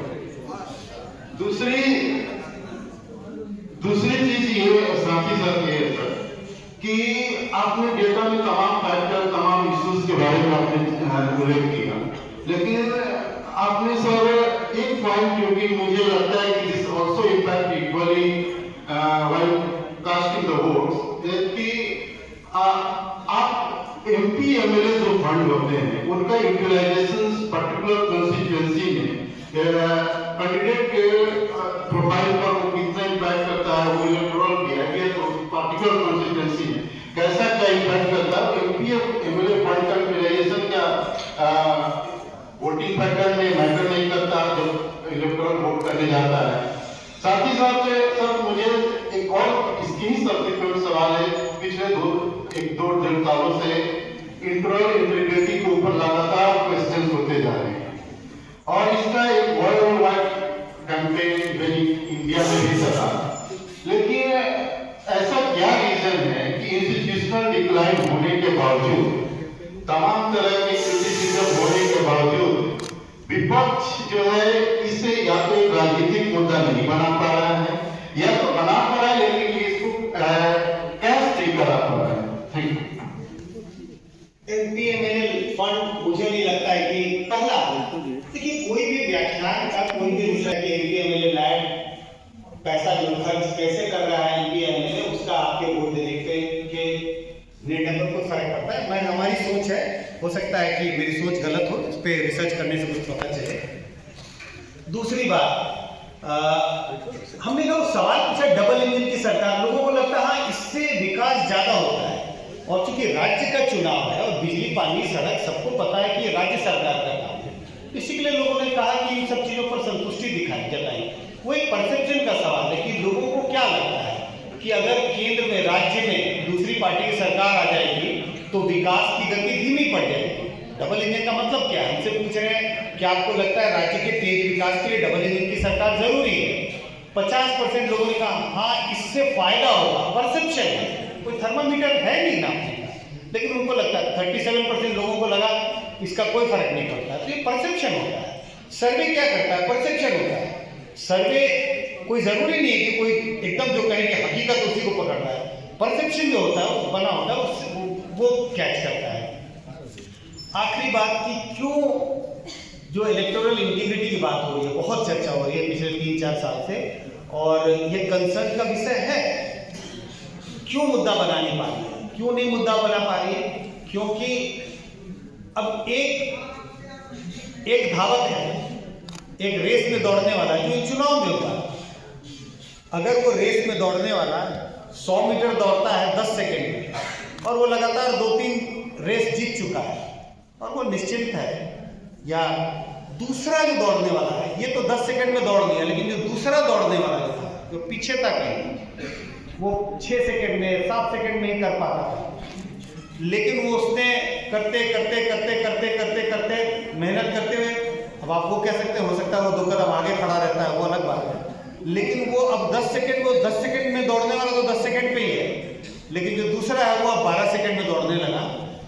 तो वो मुद्दा बनाने की कोशिश करते हैं, लेकिन एक बियॉन्ड अ पॉइंट, उनके कोर सपोर्टर्स के बियॉन्ड वो जा नहीं पाता है, तो दूसरा आपको आउट परफॉर्म कर रहा है। एक क्लास का टॉपर है जो 90% लाके टॉप करता रहता है, या लाके टॉप करता है, और उसको लगता है कि हमारा तो कोई कंपटीशन नहीं है, लेकिन कोई दूसरा विद्यार्थी है जो मेहनत करते वो 90 पे पहुंच जाता है। वो 85 का 85 लाया, उसका प्रदर्शन खराब नहीं हुआ, वो 85 का 86 भी ले आया, लेकिन कोई दूसरा विद्यार्थी जो है वो तेज विद्यार्थी आया, मेहनत किया, तेज। अब आप ये भी कह सकते हैं कि हो सकता है उसने पर्चे निकाल लिए हो, मतलब क्वेश्चन पेपर आउट कर लिया हो, उसका भी रोल हो सकता है, लेकिन कुल मिलाकर के वो विद्यार्थी ले आया 90%। तो जो 90% लाया टॉपर वही कहलाएगा। ये विश्लेषण आप बाद में करते रहे कि अच्छा कैसे उसका हो गया, क्योंकि वो तो अच्छा नंबर लाता नहीं था। तो मुद्दा बना पाते हैं, लेकिन एक बियॉन्ड अ पॉइंट आगे नहीं बढ़ता। सबसे पहले तो सर इतने सुंदर वक्तव्य के लिए आपको ढेर सारी बधाइयाँ, ढेर सारा धन्यवाद सर। बहुत सुंदर तरीके से आपने डेटा को एनालाइज किया, लेकिन आपने बिल्कुल सही कहा, हम भारतीय लोग डेटा को उतना तवज्जो नहीं देते, कहीं ना कहीं हम समझ भी नहीं पाते, और उसी कड़ी में मार्क ट्वेन का जो स्टेटमेंट है कि there are 3 lies, damn lies and statistics. तो आपके भी डेटा का कुछ पहलू मैं नहीं समझ पाया, जैसे आपने कहा कि अनएम्प्लॉयमेंट 51%, उसमें लोगों ने उसको एक मुद्दा माना, लेकिन फिर आपने ये भी बताया कि लगभग 70% प्लस 70 से ज़्यादा लोगों का इस गवर्नमेंट से वो सेटिस्फाइड है। तो ये फिर कैसे? दूसरी चीज ये कैसे होता है? मैं एक सेकंड होता क्या है कि हमारे दिमाग में कई चीजें चलते रहते हैं, और अगर डेटा को देखेंगे तो पता है, अगर एकदम सब कोहेरेंस होने लगेगा, सब चीज की कोहेरेंस होगी, कोहेरेंस नहीं होता है दिमाग में। हम कहें मुजफ्फरपुर शहर के बारे में तो कहेंगे अरे यार बहुत खराब, बहुत ट्रैफिक है, बहुत गंदगी है, ये है वो है, लेकिन हम कह रहे हैं कैसे कोहेरेंस नहीं होता दिमाग में। आप एक उसके बारे में ये कह रहे हैं, लेकिन कहेंगे लेकिन मुजफ्फरपुर में वो एक दुकान है ना, वहाँ मिठाई बहुत अच्छी मिलती है, मुजफ्फरपुर में फलाना एक चीज़ है ना वो बहुत अच्छी है। तो आप कहेंगे अभी तो आप कह रहे थे यार ये रहने लायक शहर नहीं है, पटना रहने लायक शहर नहीं है, बेकार है, यहाँ कौन रहता है। लेकिन भाई वहाँ पे लोगों की तहजीब बहुत अच्छी है, बात व्यवहार कितना अच्छा करते हैं। अभी मेरे से कोई मिल रहा है पटना में, मैं किसी से मिला, वो वेस्टर्न यूपी के हैं, तो कह रहे थे, बता रहे थे यहाँ वहाँ, वो मुझे छोड़ने के लिए जा रहे थे, उन्होंने अपनी बड़ी गाड़ी निकाली स्कॉर्पियो। हमने बोला कैसे चला लेते? अरे बोले बताइए मत, बहुत मुश्किल है, बड़ी मुश्किल से निकालता हूँ बहुत। लेकिन यहाँ के लोग बड़े मीठा बोलते हैं, खाना बहुत अच्छा है, अच्छी अच्छी चीज़ें खाने को मिलती है। अब आप कहें बेटा हमने तो भी कहा है बड़ा सड़ा हुआ शहर है, यहाँ रहने के लिए तो बिल्कुल मैं रह नहीं सकता। मैं इस उदाहरण से ये बताने की कोशिश कर रहा हूँ, ऐसी चीज़ें हमारे दिमाग में कंटिन्यूअस चलते रहते हैं। पार्टी बहुत खराब है, लेकिन इसके 4 नेता बहुत अच्छे हैं। तो आगे उसी परिप्रेक्ष्य में मैं अपने सवाल को आगे ले जा रहा हूँ आपने जो भी अभी डेटा के थ्रू दिखाया, तो आपने उसमें रिलीजन के कॉन्टेक्स्ट में भी कई बातें कही।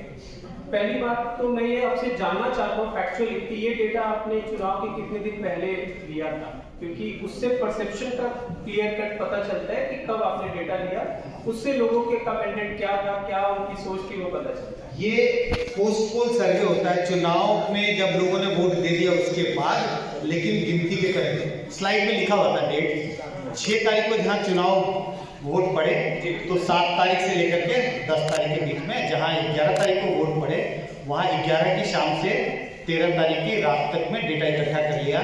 After voters have cast their vote, जो वोटर ने वोट दे दिया, लेकिन गिनती के पहले। एक सवाल उसमें मेरा ये भी था कि आपने जो भी सवाल उसमें पूछे कि क्या आप सेटिस्फाइड है, क्या आपने कभी उनसे ये पूछा कि आपका ये जो सेटिस्फैक्शन लेवल आप जो बता रहे हैं, दूसरे प्रदेशों में तो प्रगति इतनी ज्यादा है और बिहार आपके सेटिस्फाइड होने के बावजूद समझ गया कि आप सर्वे जब आप करते हैं, दोनों दो अलग अलग एक्टिविटी है। हम सर्वे करके के उनकी मनस्थिति जानने की कोशिश करते हैं, हम उनको नॉलेज प्रदान नहीं करने जाते। ये गलत विधि है, टेक्निकली एकदम गलत विधि होगी कि आप जाके पहले उनको बताएं कि देखो यार, आप तो कह रहे हो सेटिस्फाइड है, लेकिन आपको पता है हरियाणा में कितना लोग कमा रहे हैं, यूपी में कितना कमा रहे हैं। सर्वे ऐसे नहीं किया जाता, ये तकनीक वैसी नहीं है, बिल्कुल गलत। आम आदमी जानेगा कैसे वो हमारा वो सर्वेक्षण, वो रिसर्च से नहीं होता है, मेथोडोलॉजी पढ़नी पड़ेगी आपको, सर्वे प्रशिक्षण भी साहब, ये पद्धति ऐसी नहीं है, उसको पढ़ना पड़ेगा और एम्पिरिकल रिसर्च ऐसे होता ही नहीं है। एक अंतिम सवाल, छोटा सवाल आपसे मैं पूछूं, क्या आपको लगता है सर कि हमारे भारत में जो इंस्टीट्यूशनल जो स्टेटस कई सारे इंस्टीट्यूशंस का है, विद टाइम इसको अपग्रेड होना चाहिए, वो कहीं ना कहीं या तो स्टैगनेंट है या उसमें क्वालिटी अपग्रेडेशन अभी भी नहीं है? क्योंकि मैंने अभी रिसेंट पास यूएस का मैंने एक वीडियो देखा जहां पर 2 सीनेटर मार्क जुकरबर्ग को लगातार ग्रिल कर रहे थे कि उनके फेसबुक पे जो कंटेंट दिखाए जाते हैं वो किस क्वालिटी के हैं और वो कैसे होने चाहिए, और वो आंसर कर रहे हैं। हमारी जो पद्धति है, इस पद्धति में इस तरीके की उम्मीद आप कहां तक देख रहे हैं? हम कितना पीछे हैं? हमारे यहाँ आज भी हॉस्पिटल जो बेसिक फैसिलिटी है वो आपके किसी भी डिस्ट्रिक्ट एडमिनिस्ट्रेशन डिस्ट्रिक्ट हॉस्पिटल में कोई भी आदमी अपने इलाज के लिए नहीं जाना चाहता है। डिस्ट्रिक्ट स्कूल में कोई भी अपने घर की अगर अच्छे वेल टू डू फैमिलीज है तो वो वहाँ पे एजुकेशन के लिए नहीं जा रहे हैं। एंड स्टिल वी बिलीव कि हम लोग 70% हमारे यहाँ के लोग जो है वो इस व्यवस्था से सेटिस्फाइड है। तो सेटिस्फैक्शन का हकीकत जैसे अगर आप ये सवाल पूछते हैं ना, ये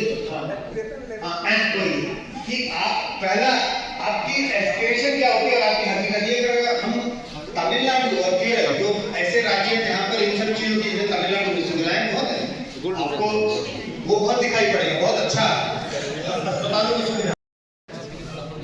और ये हम लोगों ने किया है 5-6 राज्य और किंग्स कॉलेज लंदन के साथ हम लोगों ने उनके साथ कोलैबोरेशन करके बहुत अच्छे मिल थे। वो कह रहे सब गड़बड़ है क्योंकि वो केरल में सेटिस्फैक्शन लेवल कम है, तमिलनाडु में सेटिस्फैक्शन लेवल कम है। क्यों कम है? क्योंकि उनकी अपेक्षा ज्यादा है, सेटिस्फैक्शन एक्सपेक्टेशन है, expectation. Good afternoon sir, my name is Monika. Sir मेरा क्वेश्चन ये था कि being a researcher how would you being a researcher okay how would you criticise the Vidhan Sabha election 2025? How would I criticise? मतलब researcher पहली चीज researcher value neutral होता है। How would you analyse आप कहेंगे तब समझ में आती है। हाउ वुड यू क्रिटिसाइज, तो मैं तो जवाब दूंगा why I would criticise, I would analyse, why I would appreciate और व्हाई आई वुड क्रिटिसाइज। ये तो वैल्यू न्यूट्रल आप है नहीं है। बंद कर आगे बताइए आपने जो बोला ना हाउ वुड यू क्रिटिसाइज, हम एनालाइज करते हैं, हम खड़े होकर नहीं कहते कि हमको क्रिटिसाइज करना है। बोलिए sir, my name is Kritika, मैं कॉमर्स डिपार्टमेंट से हूँ। सर ये जो विधानसभा का इलेक्शन जो हुआ है इसमें मैंने देखा है कि महिलाओं पे बहुत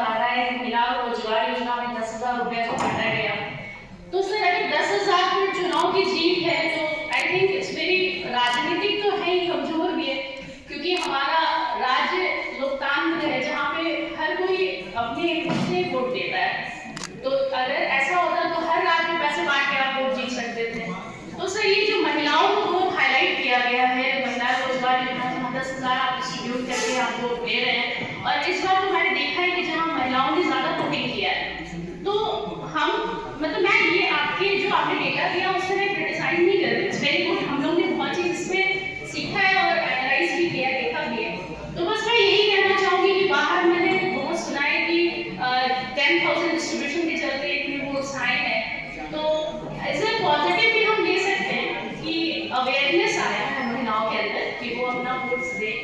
और नेगेटिव सेंस में तो राजनीति को जहाँ हम देखते हैं तो लोग नेगेटिव सेंस में ज़्यादा लेते हैं। तो मेरे कहने का ये मतलब है कि इस पॉइंट को हाईलाइट नहीं करें कि महिला रोजगार योजना 10,000, क्योंकि अगर पैसे बांट के वोट जीता जाता तो हर राज्य में चुनाव होता और वहीं पे पैसे बांट के वोट मिल जाता। बस मेरे कहने का ये मतलब था सर कि वी डोंट हाईलाइट 10,000 रिगार्डिंग महिलाएं। Thank you so much. मैंने अपने वक्तव्य में क्या कहा? मैंने तो यही कहा कि सिर्फ उसके बदौलत चुनाव नहीं जीता है।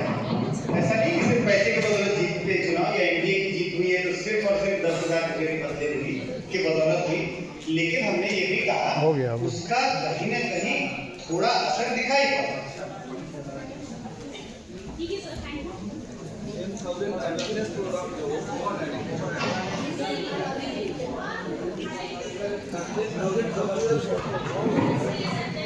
नमस्कार सर। मैं किसी लेकिन मैं अपना विचार करना चाहती हूँ कि आपने बहुत ही फोकस्ड, आपका जो टॉपिक था उस पर ही फोकस करते हुए आपने अपनी मेहनत को हम लोगों के सामने हम सब के विजन को क्लियर करने के लिए प्रस्तुत किया।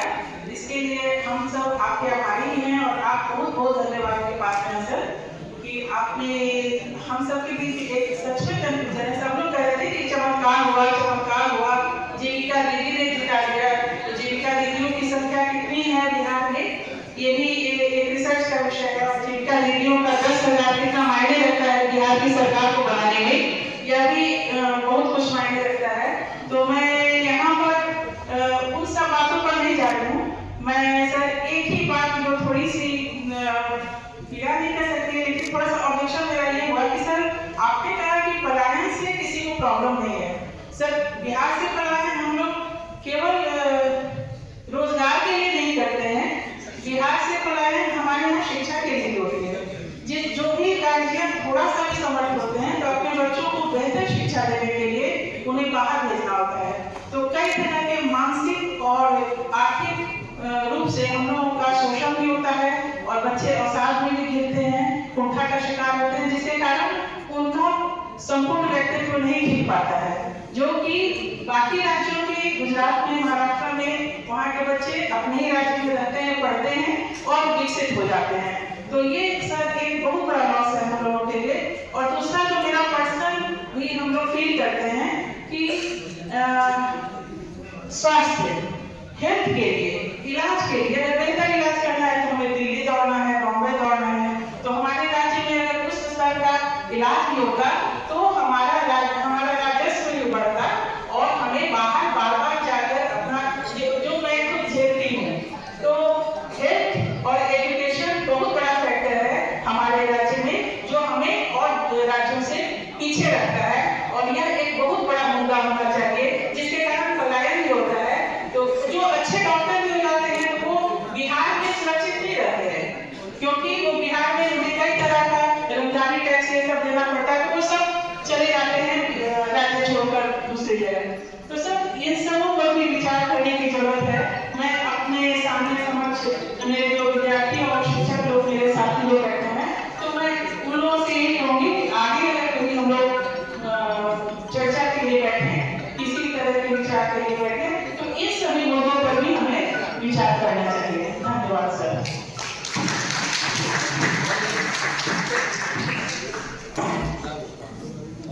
कार्यक्रम में हम लोग और आगे जा रहे हैं और अध्यक्ष के भाषण से पूर्व मैं चाहता हूँ कि हमारे कुछ ऐसे अतिथि हैं राजनीति विज्ञान के जो अलग अलग विभागों से अलग अलग महाविद्यालयों से आए हैं। मैं चाहता हूँ कि उन्हें सम्मानित किया जाए।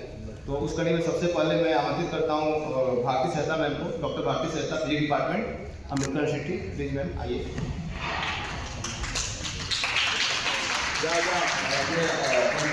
आग्रह करता हूँ कि सर सम्मानित स्वागत है तुम्हारा। डॉक्टर अच्छा Singh, physics department, political science. आप यूनिवर्सिटी डिपार्टमेंट से रामदयालु सिंह महाविद्यालय में आए, इसके लिए रामदयालु सिंह महाविद्यालय आपका लक्ष्य है, बहुत आभार प्रकट करता है। भेंट स्वरूप आपको आइए रखा जी। Doctor Shashikant Pandey, palace college.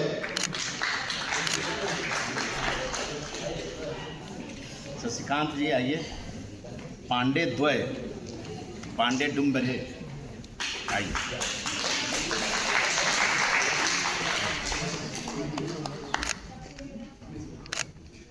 Nehru Patel डुम्बरे की बात श्री कृष्ण सिंह। आज का जो विषय था उस पर बहुत ही गर्भित, बहुत ही अच्छा उद्बोधन हम लोगों ने सुना। और जो प्रश्न आए वो प्रश्न कभी उस विषय से थे, कुछ विषय से अतिरिक्त भी थे।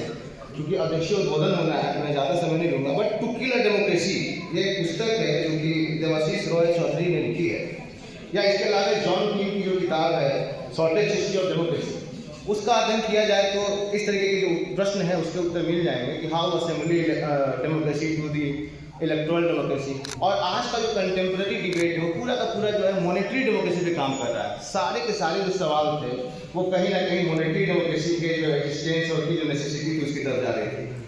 क्योंकि हमारे एक सीनियर हैं हिंदी के प्रकांड विद्वान रमेश गुप्ता सर, उनकी इच्छा है कि वो अभी अपना कुछ वक्तव्य देंगे इस विषय पे। मैं सर से आग्रह करता हूँ कि वो मंचा सुनाएं और उसके बाद हम अध्यक्षीय उद्बोधन भी जाएंगे। सर,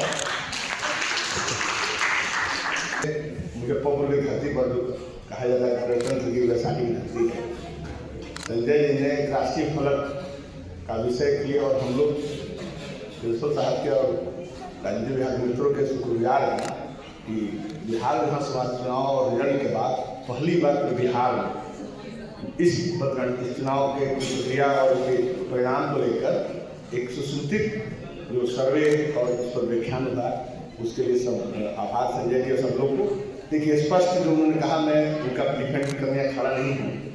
उनने जो सिर्फ चुनाव परिणाम के साथ कुछ समझ कर लिया, ये परिणाम हमको बिहार जो बैठे युवा में बैठे हैं, हमने जो सीखा या हमको लगा, ये हमारे आत्ममंथन का एक पूरा सर्वे है।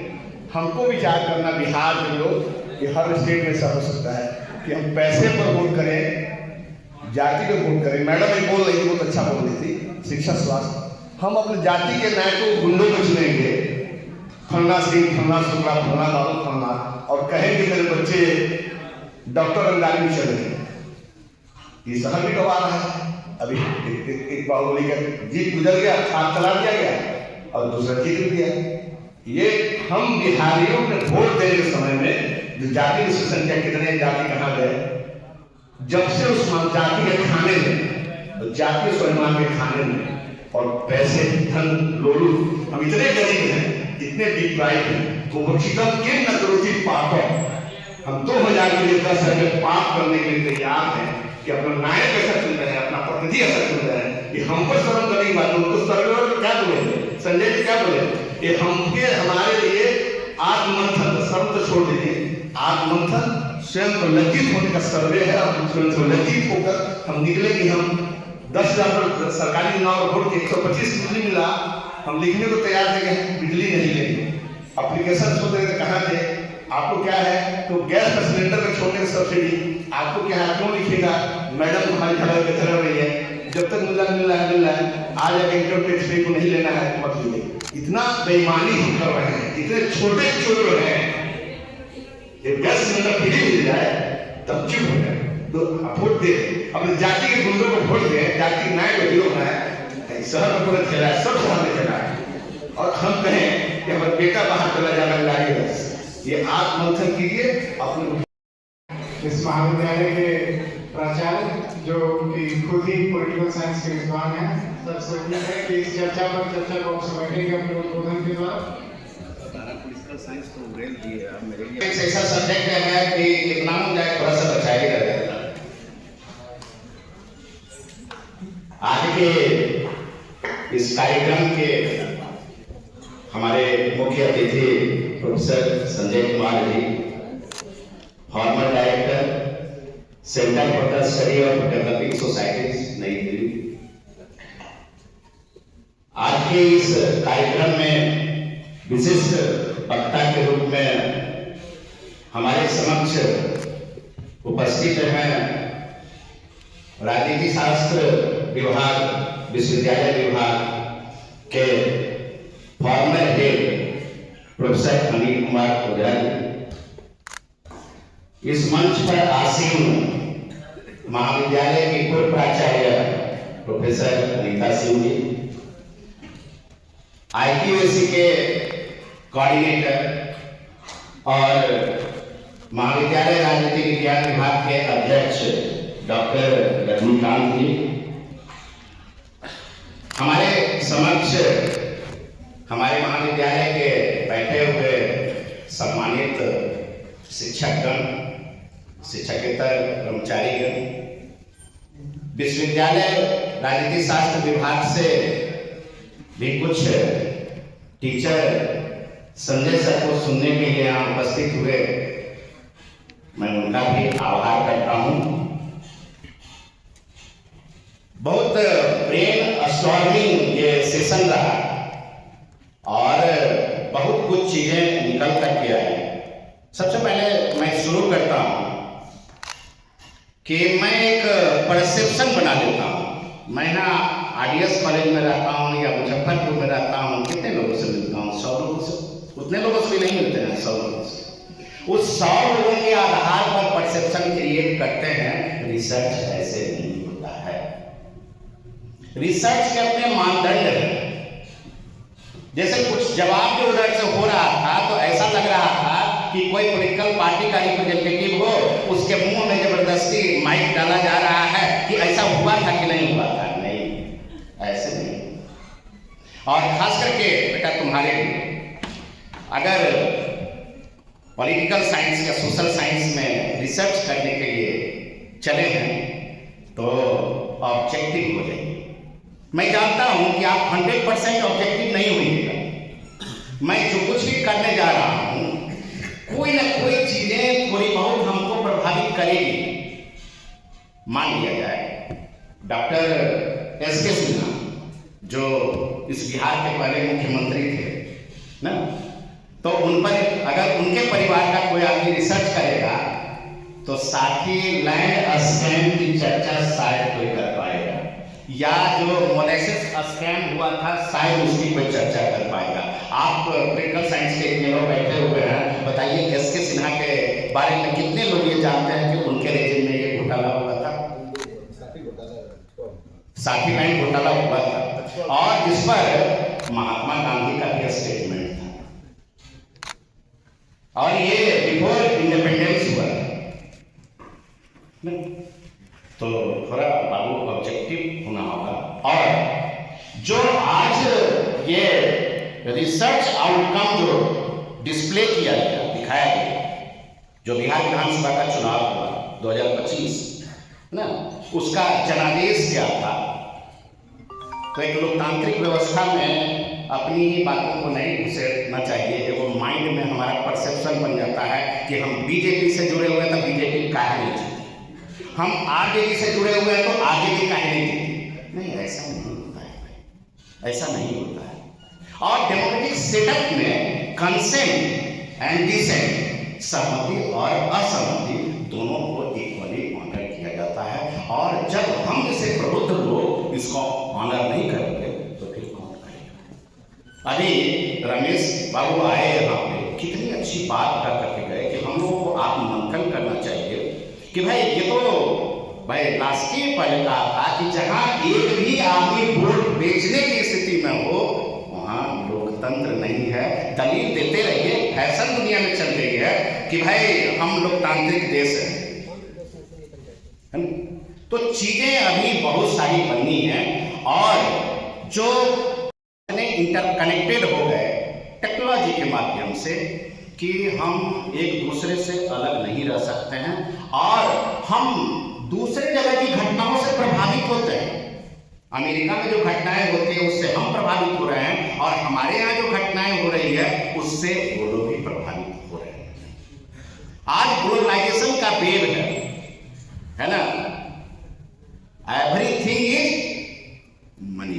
साथ कर लिया कि सारी चीजें जो है इस धरती पर पैसा ही है, पैसा के आगे ह्यूमैनिटी जो है वो कुछ भी नहीं है, तो फिर किस तरह के व्यवस्था की और किस तरह के समाज की कल्पना करते हैं। और जाति की बहुत चर्चा हो रही थी।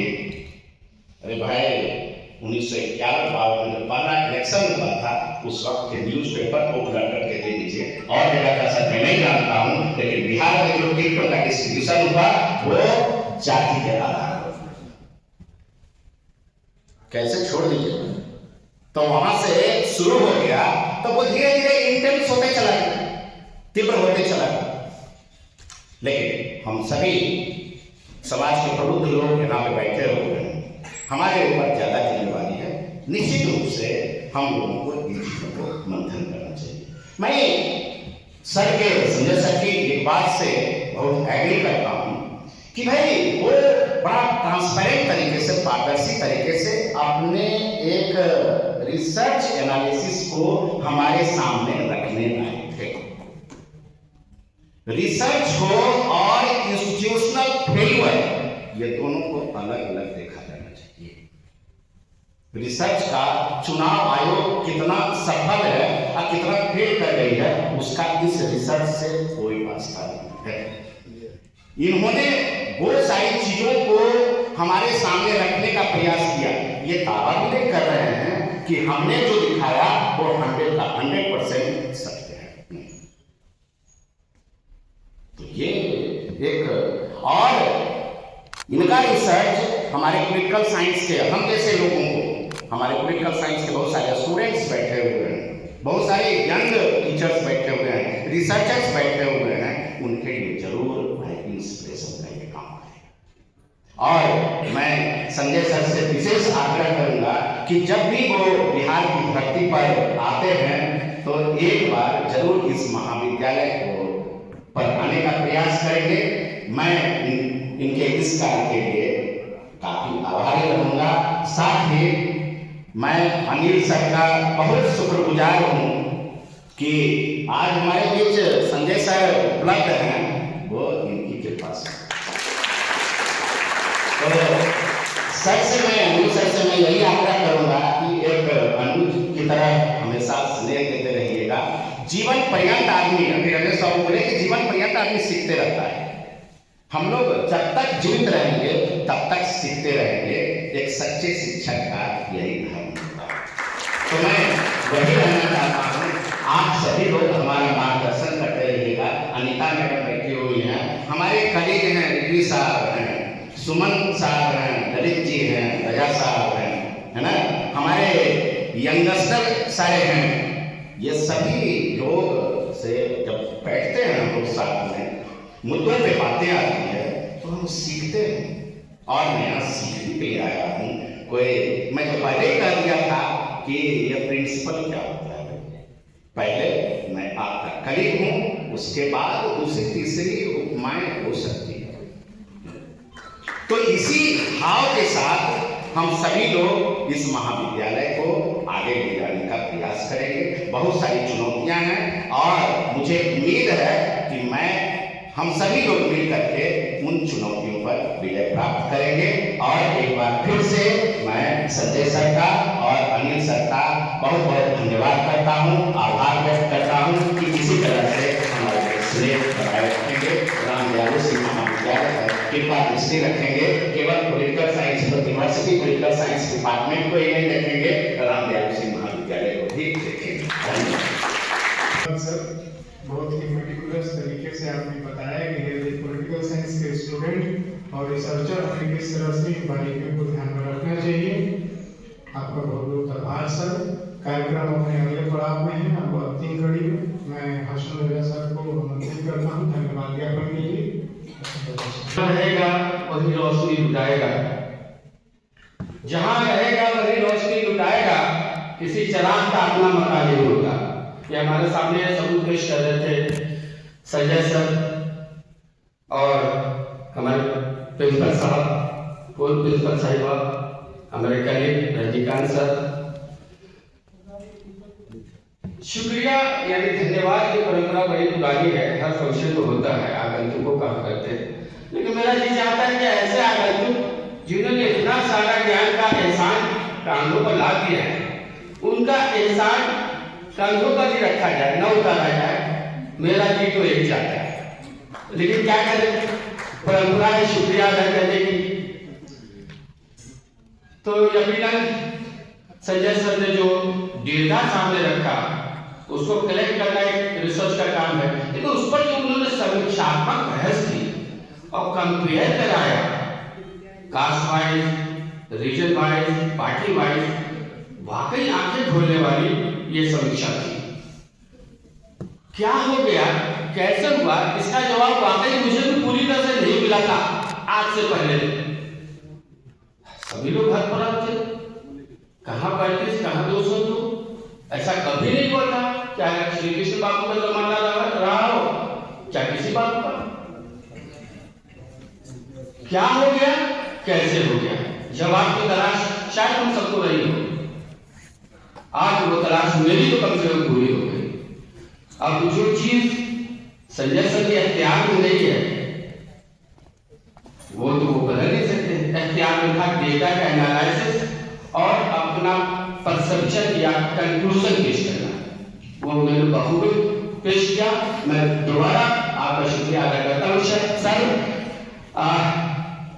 साथ में अनिल सर 2 वजह से शुक्रिया के हकदार और पात्र हैं। एक तो ये कि इतनी बड़ी पर्सनालिटी, इतनी बड़ी हस्ती को लेकर आने में मददगार रहे, और विषय प्रवेश के तौर पर उन्होंने जो सार गर्भित परिचय दिया विषय का, उसने समाबंदी की महफिल की।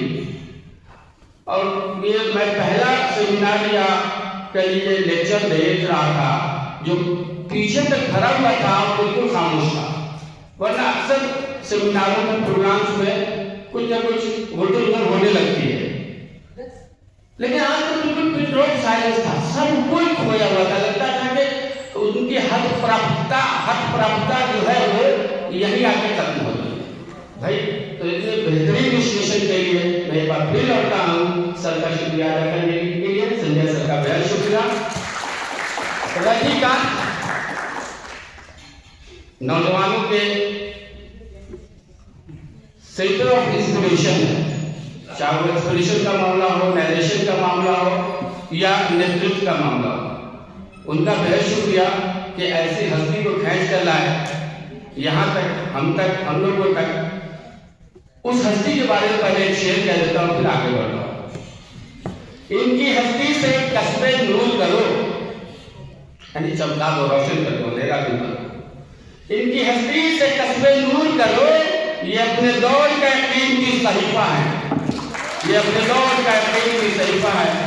रजनीकांत सर का शुक्रिया, हालांकि वो हौस है, शुक्रिया फूल हुआ अदा करते, लेकिन क्योंकि हमें जिम्मेदार बना दिया है तो समझिए कि मैं उनका कायम मकाम हूँ, तो मैं फिर भी उनका शुक्रिया अदा करूंगा क्योंकि ये परंपरा है। और जान लीजिए, शरीर कितना भी सुंदर क्यों ना हो, सुडौल क्यों ना हो, अगर आत्मा नहीं हो तो या तो दफनाने लायक होता है या जलाने लायक होता है। इस कार्यक्रम की आत्मा आप सब हैं, ये जो शिक्षक भी हैं और शिक्षा ग्रहण करने वाले छात्र छात्राएं भी, आप सब आत्मा थे और शरीर को हरकत में लाने का काम आपने किया। आपकी रूबरू होने की सलाहियत ने, आपके रूबरू होने की वजह से हमारे जो स्पीकर थे उन्होंने इतना माइंडफुल और क्रिटिक अंदाज में एनालिसिस किया कि अक्ल का एक एक दर खुल गया। इसलिए मैं बहुत शुक्रगुजार हूँ डिपार्टमेंट ऑफ पॉलिटिकल साइंस का भी, वक्ता साहब का भी,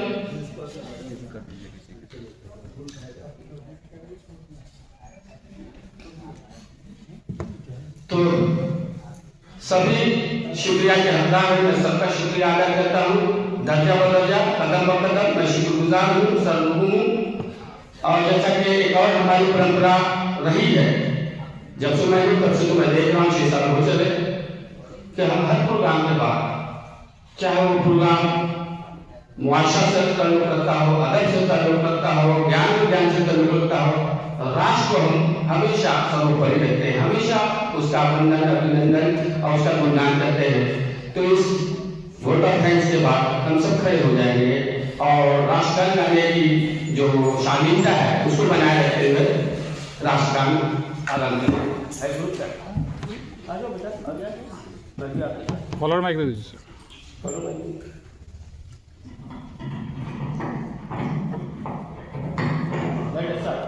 जय